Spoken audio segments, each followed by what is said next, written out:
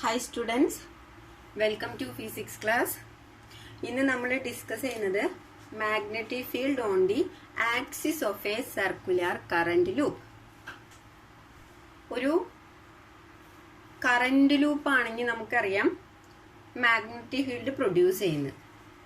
അങ്ങനെയാണെങ്കിൽ ഒരു circular loop നമ്മൾ കൺസിഡർ ചെയ്യുകയാണെങ്കിൽ മാഗ്നറ്റിക് ഫീൽഡ് ഉണ്ട്, മാഗ്നറ്റിക് ഫീൽഡ് പ്രൊഡ്യൂസ് ചെയ്യും. ആ മാഗ്നറ്റിക് ഫീൽഡിന്റെ വാല്യൂ ആണ് നമ്മൾ കണ്ടുപിടിക്കാൻ പോകുന്നത്. അപ്പോൾ ഇത് കുറച്ച് ലെങ്തി ആയിട്ടുള്ള ഡെറിവേഷൻ ആണ്. അപ്പോൾ ഈ ഡെറിവേഷൻ അറിയുന്നതിന് മുമ്പ് തന്നെ നമ്മൾ കഴിഞ്ഞ ക്ലാസ്സിൽ ഒന്ന് ഡിസ്കസ് ചെയ്ത റൂൾസ് ഒന്ന് അറിയണം. ലാസ്റ്റ് ക്ലാസ്സിൽ നമ്മൾ ബയോട്ട്-സാവാർട്ട്സ് ലോ ഡിസ്കസ് ചെയ്തു. ബയോട്ട്-സാവാർട്ട്സ് ലോ പറയുന്നത് the magnetic field around A conductor is directly proportional to the strength of the current, directly proportional to the length of the conductor, directly proportional to sine of angle between the element and the point, and inversely proportional to square of distance between them. So dB calculate ചെയ്യാൻ അല്ലെങ്കിൽ magnetic field calculate ചെയ്യാൻ നമുക്ക് ബയോട്ട്-സാവാർട്ട്സ് law use ചെയ്യാം. ഇനി direction പറയുകയാണെങ്കിൽ നമുക്ക് right hand palm റൂളാണ് നമ്മൾ use ചെയ്യുക. അതും നമ്മൾ കഴിഞ്ഞ ക്ലാസ്സിൽ ഡിസ്കസ് ചെയ്തതാണ്. അപ്പോൾ നമ്മൾ ഒരു സർക്കുലർ കറന്റ് ലൂപ്പ് കൺസിഡർ ചെയ്തു.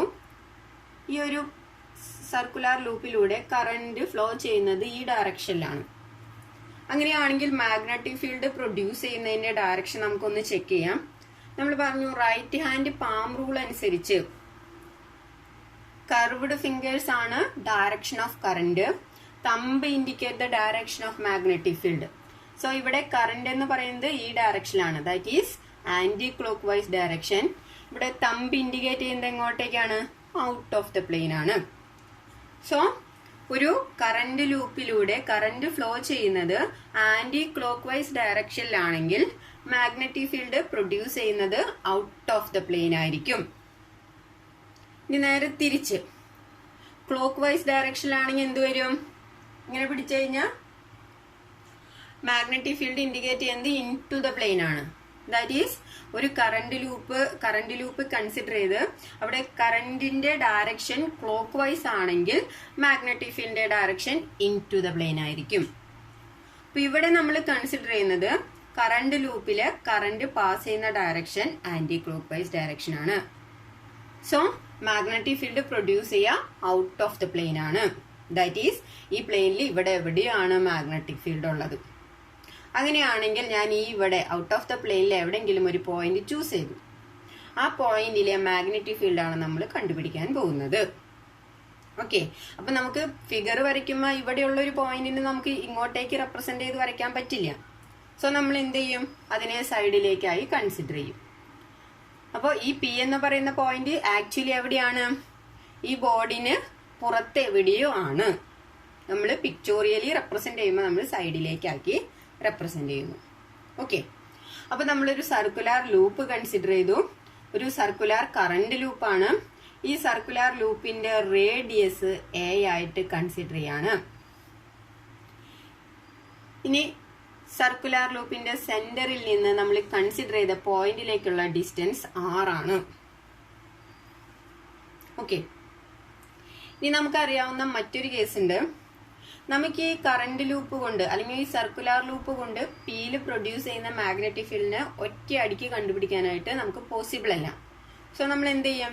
ഈ സർക്കുലർ ലൂപ്പിനെ നമ്മൾ ഓരോ പോർഷനായിട്ട് ഡിവൈഡ് ചെയ്യും. അതിനുശേഷം ആ പോർഷന് കൊണ്ട് പിയിൽ പ്രൊഡ്യൂസ് ചെയ്യുന്ന മാഗ്നറ്റിക് ഫീൽഡ് ഓരോ വട്ടവും കാൽക്കുലേറ്റ് ചെയ്യും. അതിനുശേഷം അതിനെ ഇന്റഗ്രേറ്റ് ചെയ്യാറാണ് പതിവ്. സോ നമ്മൾ ഇവിടെ ഒരു ചെറിയ എലമെന്റ് കൺസിഡർ ചെയ്തു, DL എന്ന് പറയുന്ന എലമെന്റ്. അപ്പൊ ഈ ഒരു പോയിന്റിന് നമുക്ക് എ എന്ന് പറഞ്ഞു കൊടുക്കാം. അപ്പൊ എ എന്ന് പറയുന്നത് DL എലമെന്റിനെയാണ്. ഈ DL എലമെന്റ് കൊണ്ട് പിയിൽ പ്രൊഡ്യൂസ് ചെയ്യുന്ന മാഗ്നറ്റിക് ഫീൽഡ് കിട്ടണമെങ്കിൽ ഇവിടെ നിന്ന് ഇങ്ങോട്ടേക്കുള്ള ഡിസ്റ്റൻസ് അറിയാം. സോ നമ്മൾ ഇവിടെ നിന്ന് ഇങ്ങോട്ടേക്കുള്ള ഡിസ്റ്റൻസ് x ആയിട്ട് ചൂസ് ചെയ്യാണ്. ഓക്കെ, അപ്പൊ ഇവിടെ ഒരു ആംഗിൾ ഉണ്ടാക്കുന്നുണ്ട്. ആ ആംഗിൾ എന്ന് പറയുന്നത്, അതായത് ഈ DL എന്ന് പറയുന്ന എലമെന്റും പിയും തമ്മിൽ ഉണ്ടാക്കുന്ന ആംഗിൾ നമുക്ക് θ ആയിട്ട് കൺസിഡർ ചെയ്യാം. ഓക്കെ,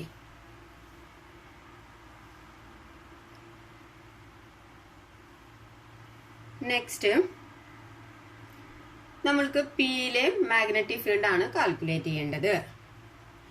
പിയിലെ മാഗ്നറ്റിക് ഫീൽഡ് എങ്ങനെ കാൽക്കുലേറ്റ് ചെയ്യാം? ഈ DL എന്ന് പറയുന്ന ആ ഒരു ചെറിയ എലമെന്റ് കൊണ്ട് പിയിൽ പ്രൊഡ്യൂസ് ചെയ്യുന്ന മാഗ്നറ്റിക് ഫീൽഡും ചെറുതായിരിക്കും. സോ അതിനെ നമുക്ക് dB എന്ന് എടുക്കാം, which is equal to μ0/4π IDL sin θ/r². ഇതാണ് നമ്മൾ ബയോട്ട്-സവാർട്സ് ലോ വെച്ച് പഠിച്ചിരിക്കുന്നത്. ഈ ആംഗിളിൽ ഞാൻ തീറ്റ മാറ്റി പകരം ഫൈ എന്ന് എടുക്കാണ് കേട്ടോ. ഫൈ ഇവിടെയും തീറ്റ വരുന്നുണ്ട്, ഇവിടെയും തീറ്റ ആവുമ്പോൾ നിങ്ങൾക്ക് കൺഫ്യൂഷൻ ആവും. അപ്പൊ ഇവിടെ മേക്ക് ചെയ്ത ആംഗിൾ ഞാൻ ഫൈ എന്ന് എടുത്തു.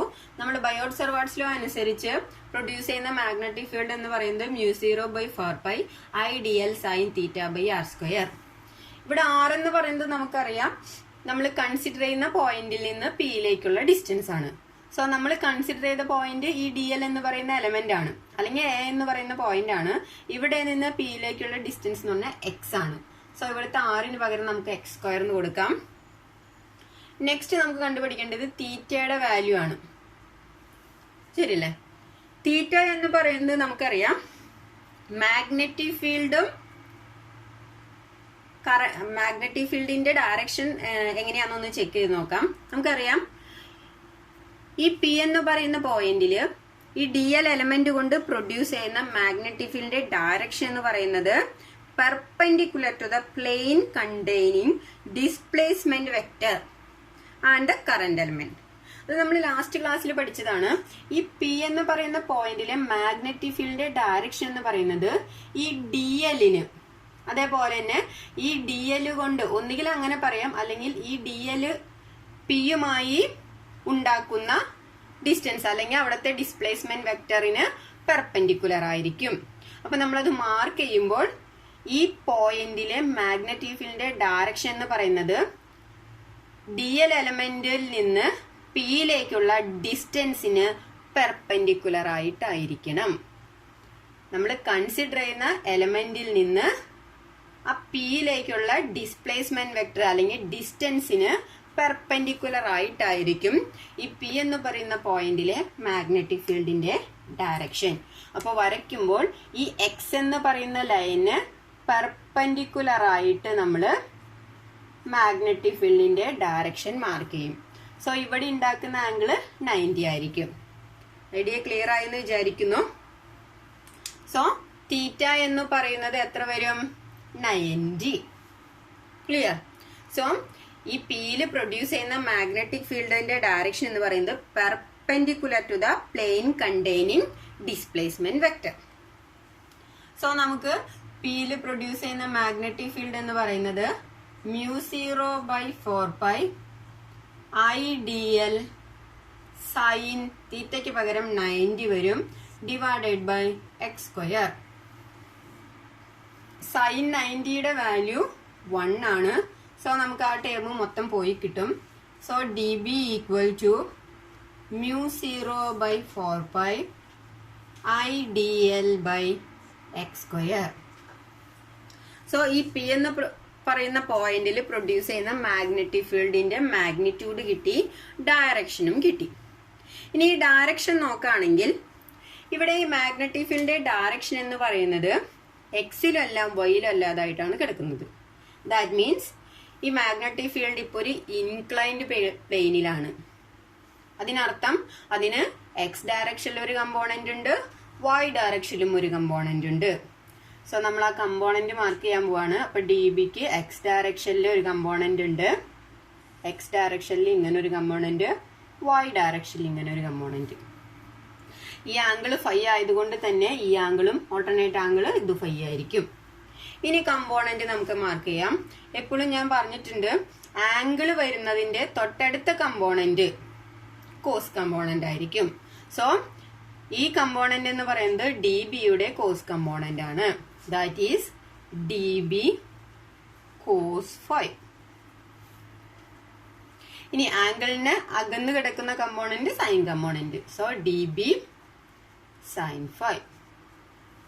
സോ DB എന്ന് പറയുന്ന കമ്പോണന്റ് അല്ലെങ്കിൽ magnetic field resolve into 2 component dB cos phi and dB sin phi. ഇനി നെക്സ്റ്റ് സ്റ്റെപ്പിൽ നമ്മൾ ചെയ്യുന്നത്, നമ്മൾ ഈ കറന്റ് ലൂപ്പിന്റെ മുകളിൽ ഒരു പോർഷൻ കൺസിഡർ ചെയ്യുകയാണെങ്കിൽ അതിന്റെ ഓപ്പോസിറ്റ് ഡയറക്ഷനിലും സെയിം ടൈമിൽ നമ്മൾ ഒരു എലമെന്റ് കൂടി കൺസിഡർ ചെയ്യണം. അപ്പൊ ഇവിടെ നമ്മൾ DL കൺസിഡർ ചെയ്തു. ഇതിന്റെ ഓപ്പോസിറ്റില് സെയിം ഡിസ്റ്റൻസിൽ, അതായത് DL ഡിസ്റ്റൻസിൽ തന്നെ നമ്മൾ അനദർ എലമെന്റ് കൺസിഡർ ചെയ്യും. അതിന് ആ പോയിന്റ് നമുക്ക് B എന്ന് ചൂസ് ചെയ്യാം. സോ ഇതിന്റെ ഇപ്പൊ ഇത് നമുക്കൊരു സെമി സർക്കുലർ ലൂപ്പായി കൺസിഡർ ചെയ്യുകയാണെങ്കിൽ ഇത്രയും പോർഷൻ ഒരു സെമി സർക്കുലർ, ഇവിടെയും സെമി സർക്കുലർ. സോ ഈ ഒരു പോർഷൻ കൊണ്ട് Pയിൽ പ്രൊഡ്യൂസ് ചെയ്യുന്ന മാഗ്നറ്റിക് ഫീൽഡ് നമ്മൾ കണ്ടുപിടിക്കണം. ഓക്കെ, അപ്പൊ നമുക്ക് ആദ്യം അറിയേണ്ടത് ഇവിടെ നിന്ന് ഇങ്ങോട്ടേക്കുള്ള ഡിസ്റ്റൻസ്. നമുക്കറിയാം ഇത് ഒരു സർക്കുലർ ലൂപ്പ് ആയതുകൊണ്ട് ഇവിടെ എടുത്ത അതേ ഡിസ്റ്റൻസ് തന്നെയാണ് നമ്മൾ ഇവിടെ എടുക്കുന്നത്. സോ ഇവിടെ നിന്ന് ഇങ്ങോട്ടേക്കുള്ള ഡിസ്റ്റൻസ് x തന്നെയായിരിക്കും. ബിയിൽ നിന്ന് പിയിലേക്കുള്ള ഡിസ്റ്റൻസ് x തന്നെയായിരിക്കും. ഓക്കെ, സോ ഇവിടെയും നമ്മൾ നോക്കുകയാണെന്നുണ്ടെങ്കിൽ ഈ സ്മോൾ എലിമെന്റ് DL എന്ന് പറയുന്ന എലിമെന്റ് കൊണ്ട് പിയിൽ പ്രൊഡ്യൂസ് ചെയ്യുന്ന മാഗ്നറ്റിക് ഫീൽഡിന്റെ ഡയറക്ഷൻ എന്ന് പറയുന്നത് ഇവിടെ നിന്ന് ഇങ്ങോട്ടേക്കുള്ള ഡിസ്റ്റൻസിന് പെർപെൻഡിക്കുലർ ആയിട്ടായിരിക്കും. സോ നമ്മൾ വരയ്ക്കുമ്പോൾ ഈ എക്സിന് ബിയിൽ നിന്ന് പിയിലേക്കുള്ള ഡിസ്റ്റൻസിന് പെർപെൻഡിക്കുലർ ആയിട്ട് വരയ്ക്കണം. ഇതിനെ നമുക്ക് DB എന്ന് എടുക്കാം. ഓക്കെ, ഇവിടെ എടുക്കുന്ന അതേ എലമെന്റ് നമ്മൾ താഴെ എടുക്കണം എന്നുള്ളത് ഒരു റൂള് തന്നെയാണ്. അത് നമ്മുടെ കാൽക്കുലേഷൻ കുറച്ചുകൂടി സിമ്പിൾ ആക്കാനാണ്. സോ ഇവിടെ നമ്മൾ നോക്കുകയാണെങ്കിൽ DB എന്ന് പറയുന്ന എലമെന്റ് ഇവിടെയും ഇൻക്ലൈൻഡ് ആയിട്ട് തന്നെയായിരിക്കും. So it can be resolved into 2. ഈ ആംഗിൾ ഫൈ ആയിരിക്കും. സോ ഈ DBക്ക് X ഡയറക്ഷനിൽ ഒരു കമ്പോണന്റ് ഉണ്ട്, Y ഡയറക്ഷനിലും ഒരു കമ്പോണന്റ് ഉണ്ട്. ഈ ആംഗിൾ ഫൈ ആയതുകൊണ്ട് ഈ ആംഗിളും ഫൈ തന്നെയായിരിക്കും. സോ ആംഗിളിനോട് തൊട്ടടുത്ത കമ്പോണന്റ് കോസ് കമ്പോണന്റ് ആയിരിക്കും. സോ ഇതിന് നമുക്ക് DB കോസ് ഫൈ എന്ന് എഴുതാം.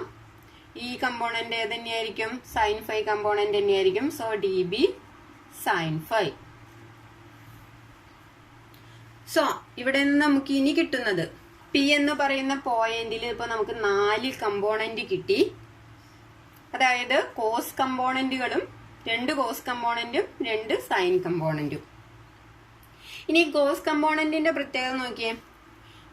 കോസ് കമ്പോണന്റ് ഓപ്പോസിറ്റ് ആണ്.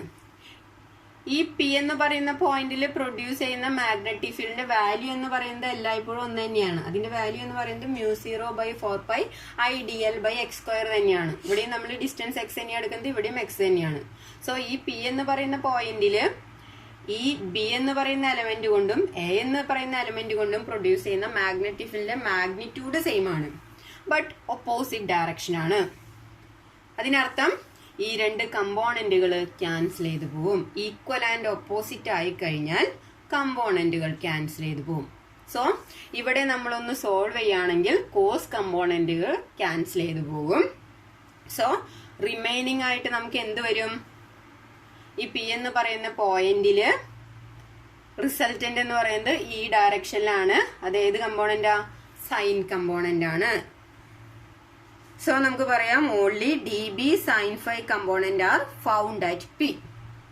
So total field at P. നമുക്ക് അങ്ങനെയാണെങ്കിൽ Pയിലെ ടോട്ടൽ ഫീൽഡ് കാണാം. Total field at P. അതിനെ നമുക്ക് ടോട്ടൽ ഫീൽഡ് അറ്റ് P എന്ന് പറയുമ്പോൾ ഇവിടെ 2 സൈൻ കമ്പോണന്റ് ഉണ്ട്. ആ രണ്ടും കൂടി ഒരേ ഡയറക്ഷനിൽ തന്നെയാണ്. സോ അവിടുത്തെ ടോട്ടൽ കാണാൻ വേണ്ടിയിട്ട് നമുക്ക് ആഡ് ചെയ്യാം.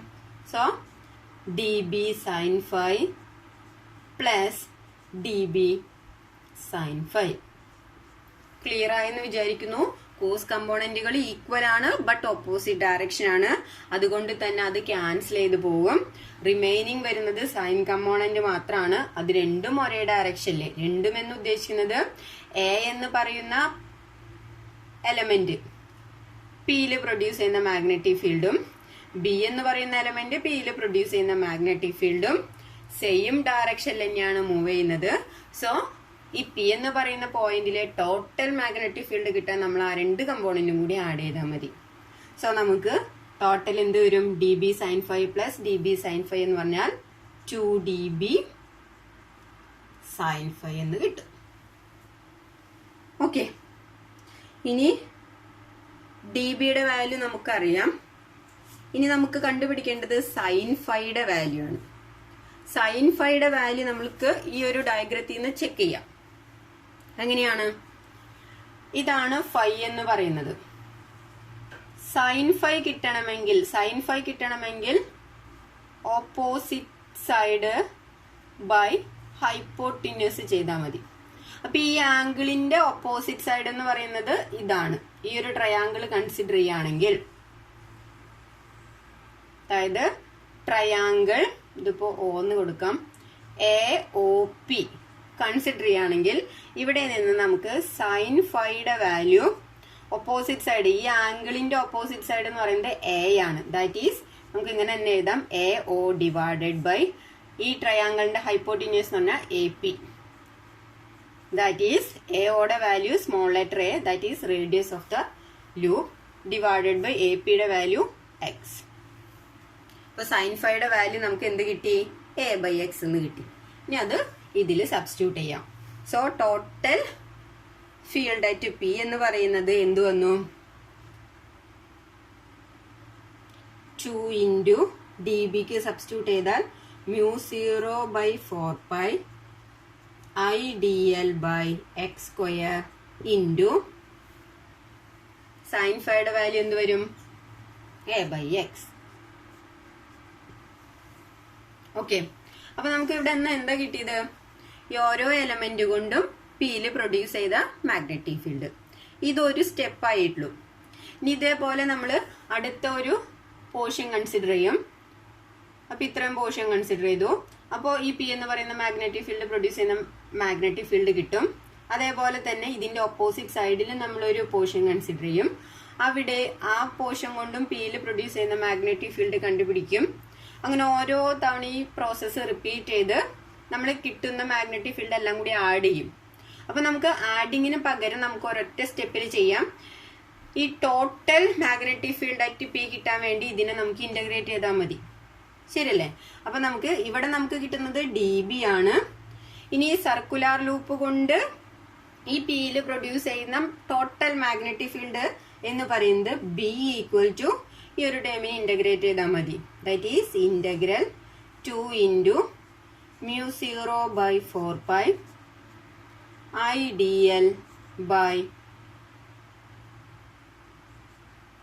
നമുക്കൊന്ന് IA dL by x into x² into x³ എന്ന് എഴുതാം. സോ നമുക്ക് ഈ പിയിൽ പ്രൊഡ്യൂസ് ചെയ്യുന്ന magnetic field 2 into integral 2 into μ0/4π IA dL by x³ എന്ന് കിട്ടി. നെക്സ്റ്റ് സ്റ്റെപ്പിൽ നമ്മൾ എന്ത് ചെയ്യും? ഇതിനെ ഒന്ന് ഇന്റഗ്രേറ്റ് ചെയ്യും. ഇന്റഗ്രേറ്റ് ചെയ്യുമ്പോൾ നമുക്ക് കോൺസ്റ്റന്റ് ടേമിനെ ഒക്കെ ഔട്ട് സൈഡിൽ എടുക്കാം.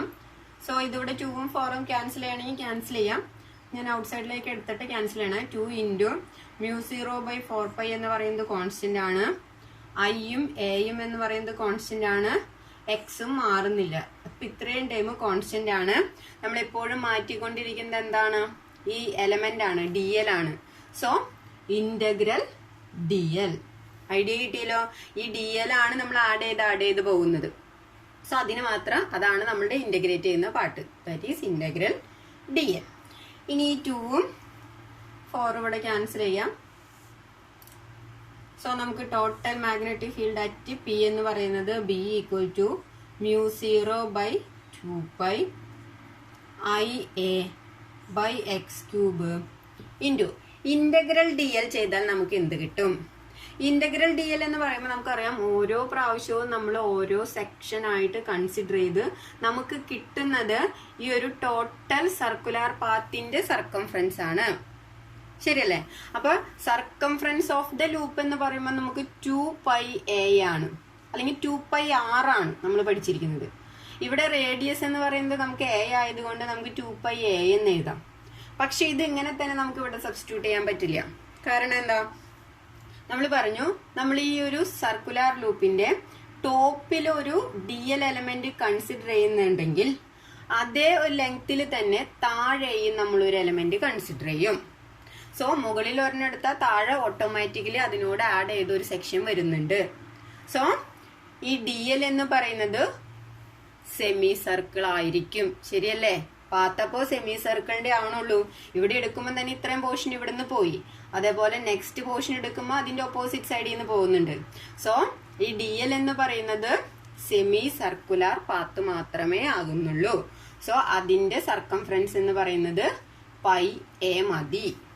ഓക്കെ, അപ്പൊ ഇന്റഗ്രൽ DL ചെയ്താൽ നമുക്ക് കിട്ടാം ഒരു സെമി സർക്കുലർ ലൂപ്പിന്റെ സർക്കംഫറൻസ് ആണ്. That is πa. ഇന്റഗ്രൽ DLന്റെ വാല്യൂ നമുക്ക് കിട്ടി πa. ഓക്കെ ആണല്ലോ? ഓക്കെ, ഇനി നമുക്കൊന്ന് സോൾവ് ചെയ്ത് നോക്കാം. ഇവിടെ ഈ പൈയും തമ്മിൽ ക്യാൻസൽ ചെയ്ത് പോവും. എയും a² ആവും. സോ B എന്ന് പറയുന്നത് μ0/2 ഇൻറ്റു IA²/x³. ഓക്കെ, ഇനി നമുക്ക് ഈ എക്സിന് ഒരു വാല്യൂ കണ്ടുപിടിക്കണം. അതിനു വേണ്ടിയിട്ട് നമുക്ക് ട്രയാങ്കിൾ AOP കൺസിഡർ ചെയ്യാം. ട്രയാങ്കിൾ AOP അതായത് ഇങ്ങനെ വരും, AOP. ഈ ആംഗിൾ അല്ല, ഈ ഡിസ്റ്റൻസ് A ആണ്, ഇത് R ആണ്, ഇത് X ആണ്. നമുക്കറിയേണ്ടത് X ആണ്. അപ്പൊ ഇതൊരു റൈറ്റ് ആംഗിൾ ട്രയാങ്കിൾ ആണ്. X എന്ന് പറയുന്നത് അതിന്റെ ഹൈപ്പോട്ടിന്യൂസ് ആണ്. അപ്പൊ അത് കിട്ടാൻ നമുക്കറിയാം x² നമ്മൾ പൈതഗോറസ് തിയറം അനുസരിച്ച് x ഹൈപ്പോട്ടിന്യൂസിന്റെ സ്ക്വയർ ഈക്വൽ ടു ഇവിടെ നമുക്ക് കിട്ടാം a² + r² എന്നാണ്. ശരിയല്ലേ? ഇവിടെ നിന്ന് x ഈക്വൽ ടു എന്ത് വരും? √a² + r². ഈ സ്ക്വയർ റൂട്ടിനെ നമുക്ക് റേസ് ടു ആക്കി എഴുതാം. a² + r² ⁻² എന്ന് എഴുതാം. ഇതിന് തന്നെയാണല്ലോ റൂട്ട് എന്ന് വെച്ച് റെപ്രസെന്റ് ചെയ്യുന്നത്. സോ നമുക്ക് എക്സിന്റെ വാല്യൂ കിട്ടി a² + r² ⁻². ഈ വാല്യൂ നമുക്ക് ഇതിൽ സബ്സ്റ്റിറ്റ്യൂട്ട് ചെയ്ത് സോൾവ് ചെയ്ത ആൻസർ ആയി. ദാറ്റ് ഈസ് ബിയുടെ വാല്യൂ എന്ന് പറയുന്നത് μ0/2 ഇൻറ്റു I ഇൻറ്റു a² ഇവിടെ x³ ആണ്. അപ്പൊ എക്സിന് വാല്യൂ കൊടുക്കുമ്പോൾ a² + r² ⁻² വരും. അതിന്റെ ക്യൂബ് എന്ന് പറയുമ്പോൾ 3/2. ഓക്കെ, ഇനി ഇതിനൊന്ന് സോൾവ് ചെയ്ത ആൻസർ ആയി. That is